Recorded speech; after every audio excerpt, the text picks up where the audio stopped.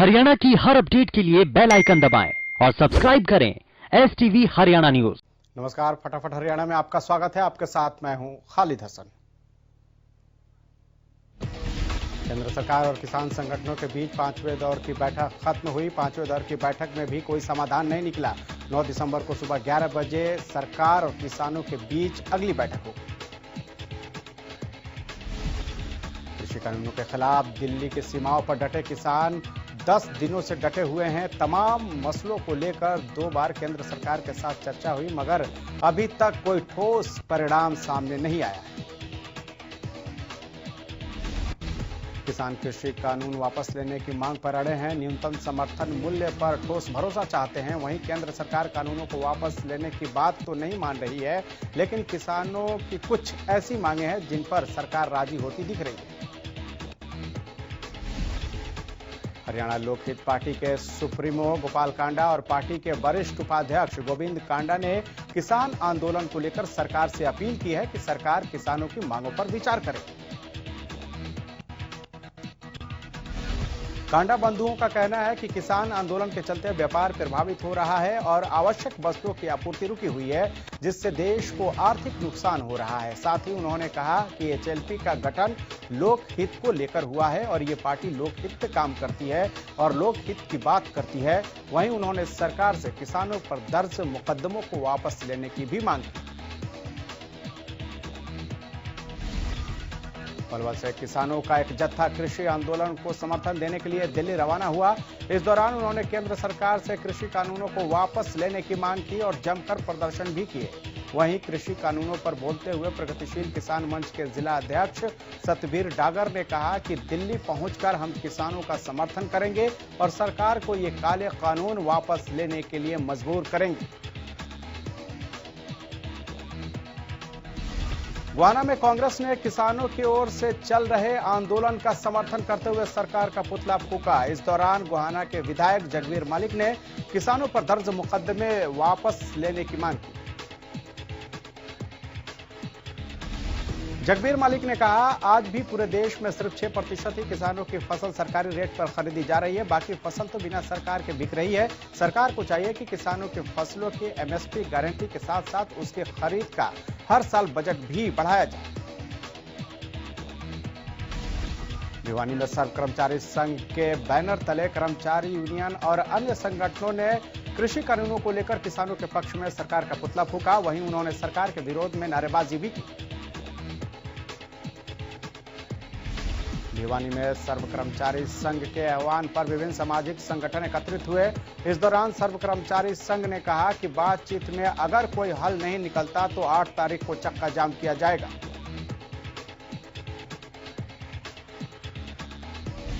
तीन कृषि कानूनों के विरोध में किसानों ने सरकार का पुतला फूंका। किसानों को सर्व कर्मचारी संघ और कई अन्य संगठनों ने भी अपना समर्थन दिया। महिलाएं भी किसानों का अपना पूरा समर्थन दे रही हैं।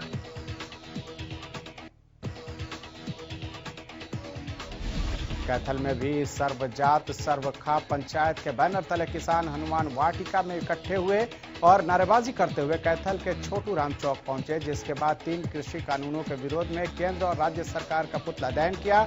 इस दौरान किसानों ने कहा कि जब तक 3 कृषि कानून वापस नहीं लिए जाएंगे, किसान इसी तरह सड़कों पर उतरेंगे और अपने आंदोलन को तेज करेंगे।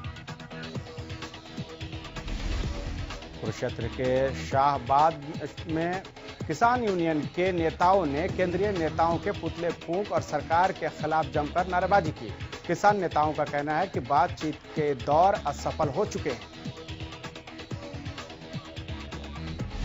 3 कृषि कानूनों के विरोध में महम रोहतक रोड पर मदीना टोल प्लाजा के पास किसानों ने धरना प्रदर्शन किया और सरकार के खिलाफ नारेबाजी की। किसानों का कहना है कि तीनों कानून किसान विरोधी है और जब तक ये कानून वापस नहीं होंगे तब तक किसानों का आंदोलन जारी रहेगा। फतेहाबाद जिले के गांव रत्ता खेड़ा में किसान और मजदूरों ने सरकार के खिलाफ प्रदर्शन किया। इस दौरान किसानों ने केंद्र और राज्य सरकार का पुतला दहन किया। प्रदर्शन कर रहे किसानों और मजदूरों ने सरकार को साफ शब्दों में चेतावनी देते हुए कहा कि सरकार इन तीनों कानूनों को तुरंत प्रभाव से वापस ले। अगर ऐसा नहीं होता है तो किसान सड़कों को ही अपना घर बना लेंगे। भारतीय किसान यूनियन के आह्वान पर अंबाला के कई गांव में किसानों ने केंद्र और राज्य सरकार समेत अंबानी और अडानी का पुतला फूंका। किसानों का कहना है कि केंद्र सरकार ने किसानों के खिलाफ जो 3 काले कानून जबरन थोपे हैं, इन्हें सरकार वापस ले।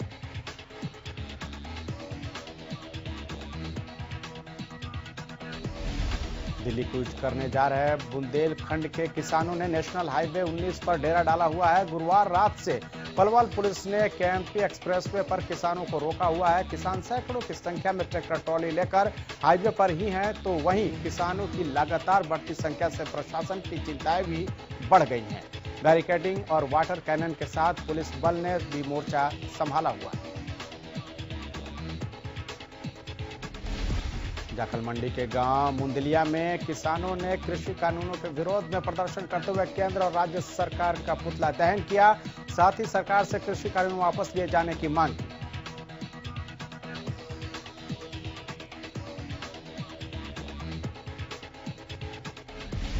टोहाना के शहीद चौक पर भारी संख्या में किसान दिल्ली कूच के लिए इकट्ठे हुए। इस दौरान टोहाना के कर्मचारी संगठन भी यहां इनका समर्थन करने पहुंचे। वहीं आंदोलन के बारे में जानकारी देते हुए अखिल भारतीय किसान सभा प्रतिनिधि जगतार सिंह ने बताया कि देश भर में 500 संगठन 3 कृषि कानूनों के विरोध में संघर्ष कर रहे हैं। उनके ही आह्वान पर आज देश भर में सरकार का विरोध किया गया। यह आंदोलन तब तक चलेगा जब तक कि 3 कृषि कानून वापस नहीं लिए जाते।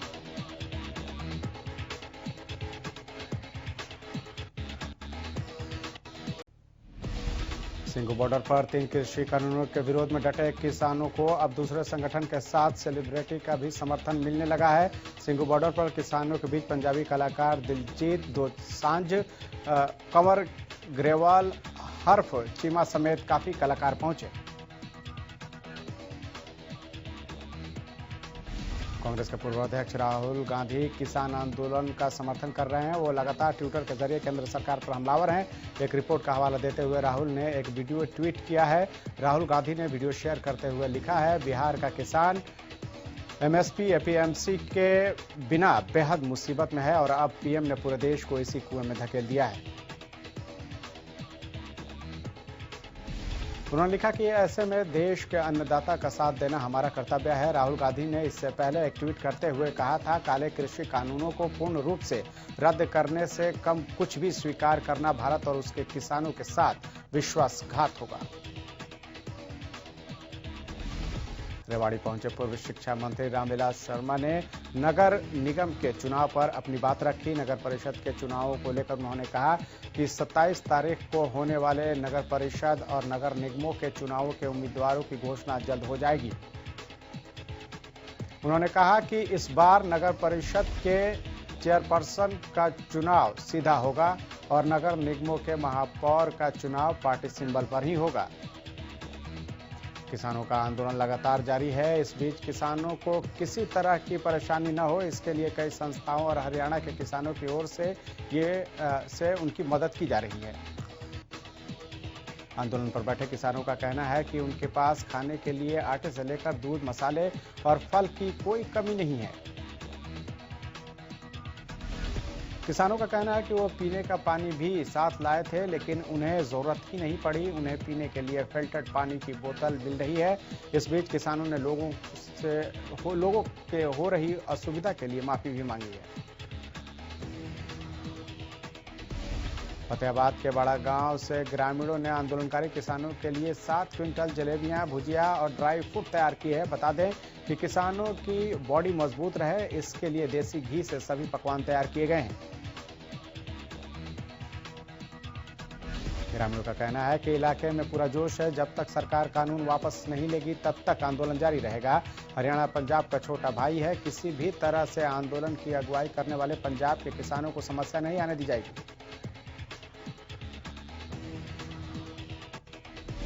सोनीपत में कुंडली बॉर्डर पर आंदोलन के लिए जा रहे किसानों की एक ट्रॉली में अज्ञात वाहन ने टक्कर मार दी। इस हादसे में ट्रॉली में सवार एक किसान की मौत हो गई। मौके पर पहुंची पुलिस ने मृतक किसान के शव को पोस्टमार्टम के लिए नागरिक अस्पताल में भिजवा दिया। किसानों ने बताया कि उन्हें टक्कर लगने की जोरदार आवाज आई तो वो मौके पर पहुंचे, लेकिन तब तक वाहन चालक फरार हो चुका था। पुलिस इस पूरे मामले की जांच में जुट गई है।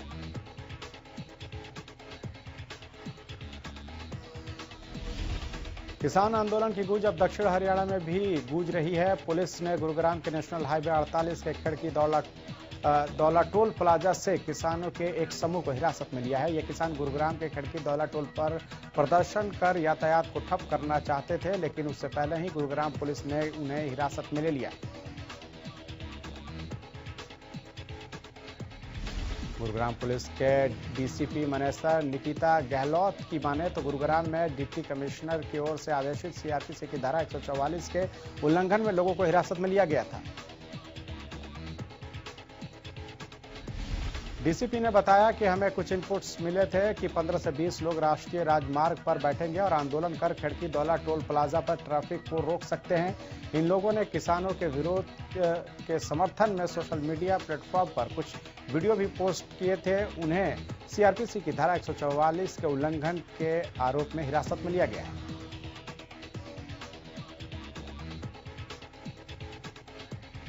किसान आंदोलन को चौतरफा लोगों का समर्थन मिल रहा है। किसान समर्थन में पहले भी कई नेता अपना पद्मश्री अवार्ड लौटा चुके हैं। इसी बीच सोनीपत के गांव अटरेना के किसान कंवल सिंह चौहान ने का कहना है कि वो अपना अवार्ड नहीं लौटाएंगे। उन्होंने कहा कि अगर विरोध करना है तो विरोध के तरीके से होगा, लेकिन अवार्ड वापस करना सही नहीं है। उन्होंने कहा कि बेबी कॉर्न और स्वीट कॉर्न की जो किसानों की फसल इंग्लैंड और अन्य देशों में जाती थी, वो अब पूरे तरीके से रुक गई है, जिससे किसानों को भारी नुकसान हुआ है। किसान कंवल सिंह चौहान का कहना है कि कुछ लोग अब भ्रमित होकर ये आंदोलन कर रहे हैं, लेकिन किसानों को साफ तौर से भ्रमित किया जा रहा है। कृषि कानूनों को रद्द करवाने की मांग को लेकर पंजाब के किसान बीते 2 महीने से धरना प्रदर्शन कर रहे हैं। पहले ट्रेनों को रोका गया और अब बीते 10 दिनों से किसान दिल्ली के चौतरफा हरियाणा और यूपी से लगने वाली बॉर्डरों पर डेरा डालकर बैठे हैं। इसका सीधा असर एनसीआर के उद्योग पर पड़ा है।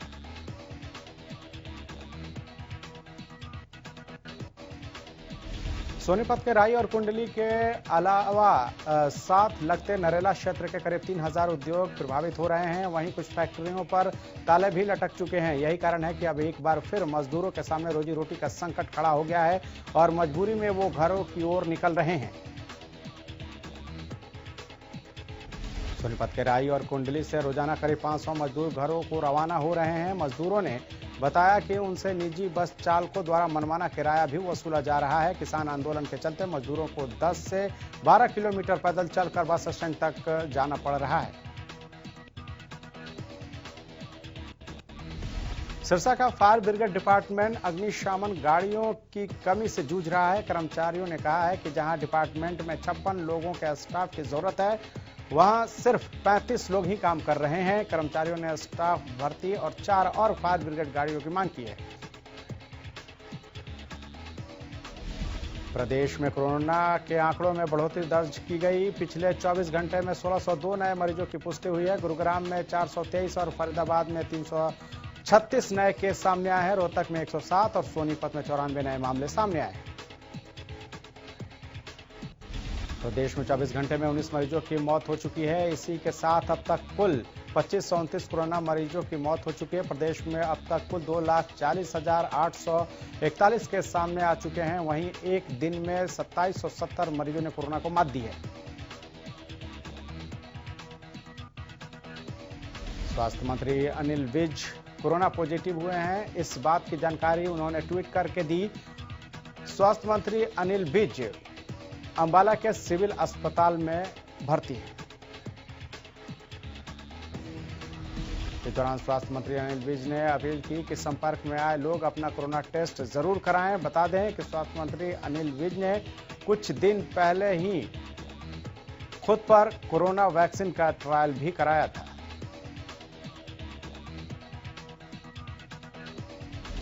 रेवाड़ी में कई जगहों पर अतिक्रमण लोगों के लिए परेशानी की सबब बना हुआ है। मोती चौक, गोकुल गेट, रेलवे रोड और काठ मंडी में 70 फीट चौड़े रोड पर लोगों ने अतिक्रमण कर सड़क को चलने लायक भी नहीं छोड़ा। अतिक्रमण के चलते यहां जाम की स्थिति बनी रहती है।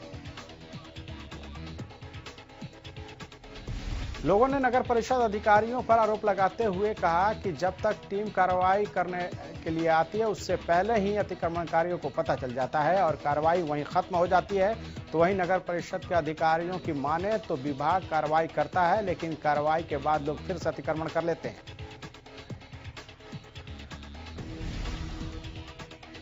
यमुनानगर में पुलिस ने एक डॉक्टर दंपति को गिरफ्तार किया। दरअसल ये डॉक्टर अवैध तरीके से गर्भपात कराने का काम करते थे। सूचना मिलने पर पुलिस ने एक टीम गठित कर अस्पताल पर छापेमारी की तो मौके पर महिला मिली जिसका डॉक्टरों ने गर्भपात किया। पुलिस ने अस्पताल से डॉक्टर दंपति को गिरफ्तार किया। पीएनडीटी के nodal officer doctor Rajesh Parmar ने बताया कि इस संबंध में मुकदमा दर्ज कर आगे की कार्रवाई की जा रही है। वहीं महिला ने बताया कि वो डॉक्टर दंपति को दिखाने आई थी, लेकिन उससे पहले पुलिस पहुंच गई। कैथल में सड़कों पर अवैध पार्किंग करने वालों और दुकानों के आगे अतिक्रमण करने वाले दुकानदारों पर पुलिस की पैनी नजर रहेगी। शहर में ट्रैफिक जाम से निजात पाने के लिए पुलिस अधीक्षक शशांक कुमार सावंत के आदेशानुसार पुलिस ने 9 राइडर नियुक्त किए हैं। सब इंस्पेक्टर मुख्तार सिंह ने बताया कि सभी राइडर सुबह 8 बजे से रात 8 बजे तक निर्धारित स्थानों पर निरंतर रूप से गश्त करेंगे। सभी राइडरों पर तैनात पुलिस कर्मचारी दुकानदारों द्वारा सड़क पर दुकान के आगे सामान रखकर किए गए अतिक्रमण को हटवाएंगे। सब इंस्पेक्टर मुख्तार सिंह ने बताया कि नो पार्किंग में खड़े वाहनों की फोटो खींचकर पोस्टर चालान काटे जाएंगे। ये सभी राइडर पेहवा चौक से विश्वकर्मा चौक, अनाज मंडी गेट, करनाल नाका समेत कई जगहों पर गश्त करेंगे।